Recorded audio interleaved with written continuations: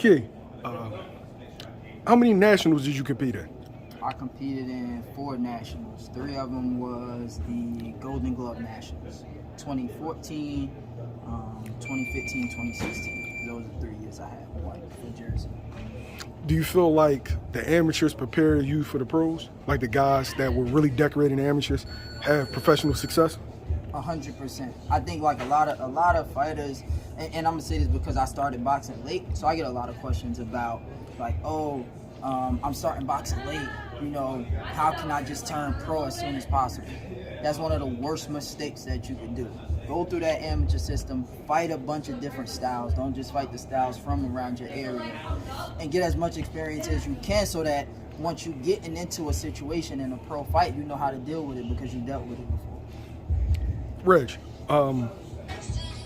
do you automatically know when a guy is special, like you see a guy in the amateurs, that you like, yo, he's going to be it, he's going to be next? I mean, you could say that, but then a lot of guys drop off the map after that. You know what I mean? Because a lot of guys that was quote-unquote special or was good, where are they now? You know what I mean? And no disrespect to a lot of the fighters, but I'm going to name a few. Like, where's Sean Simpson? Sean Simpson was a great amateur. He was good. He was sharp. He has an injury. He was his I think he got a his neuro speed injury. was crazy.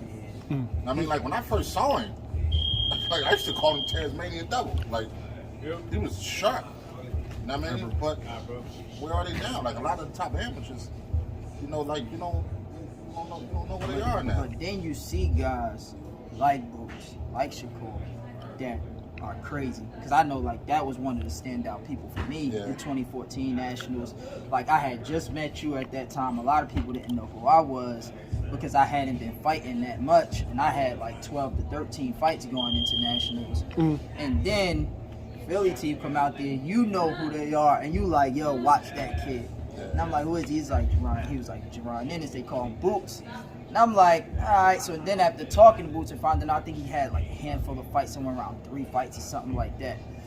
And, bro, 3 fights and competing in the Nationals? I seen this man. I honestly, I think he stopped 1 or 2 of his opponents over there at Nationals. And I was like, ain't no way he got 3 fights. But like people like that, you could see special out the gate. Special out the gate. You could see it because having that little amateur fights, you at Nationals already, and you dominating a competition like that out there, you only gonna get better. As long as you obviously stay on the straight and narrow and you stick to boxing, you only gonna get better with more experience. So, man, listen, that tournament, and I can tell you, 2014, seen him in 2015, he completely dominated. It was people that were scared to fight this man at the Golden Gloves in 2015. Like, literally. You talking about like regular guys or top guys? I don't know name, but some top guys that were scared. Like, the brackets come out, everybody go to where they do the draw and see what bracket. Cats looking at brackets like, hey, let me make sure I ain't in Boots bracket or Jaron in this bracket. They looking, they taking deep breaths.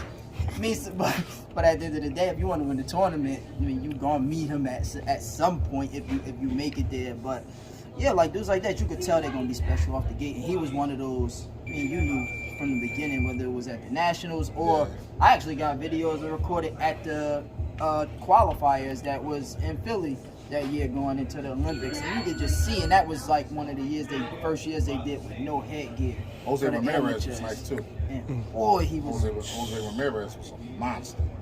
Like he would come out, man. But no BS. Jose Ramirez would come out first round, move around, people throwing punches, just trying to knock him out. Seemed like he was just working on defense. He probably throw like 2 punches, 2 jabs. The second round, he stopped everybody. Second round, he come out and just cook everybody. And I was like, yo, who is this dude? And you know, their team used to come with like 30, 40 people. You know what I mean? But when I saw him, I was like, yo, this kid is special.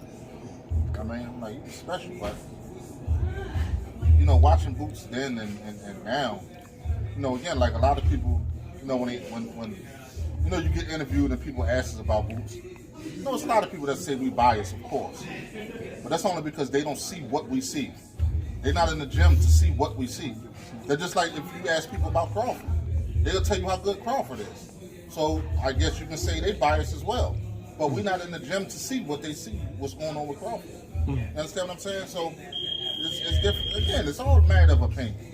I mean, but we see Boots all the time. We know what he bringing to the table. We know what he can do. You know what I'm saying? So it's not about us being biased because, you know, it's just that dude is different.